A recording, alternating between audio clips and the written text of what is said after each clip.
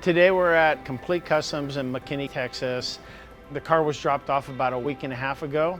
We have put a whole lot of man hours in it. Probably as many or more than any other SEMA build off the top of my head. We've taken it from the ground up.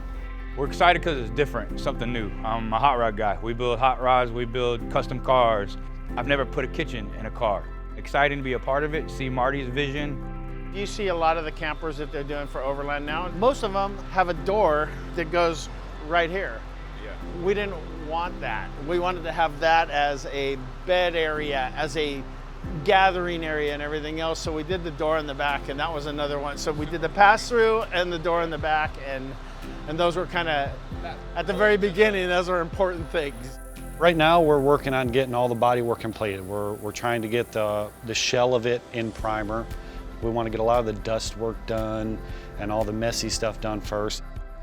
Part of the challenge of doing this vehicle is electrical is one. You're running everything off of a car battery or a couple of car batteries in order to get power to everything that you need. Lights, a stove, there's propane involved.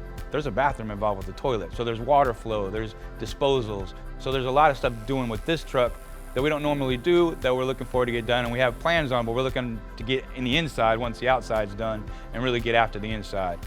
We're trying right now to figure out a really good way to be able to show off the interior at a car show, because it is going to be pretty neat on the interior.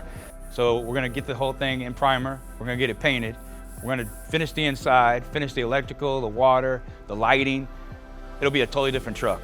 We still need to do suspension on it when we get it back, need to do wheels and tires, a myriad of different things. So we'll stay on top of it. We'll make sure it doesn't get too far behind, and if it does, then we'll have to readdress it and figure out how to get it back on schedule.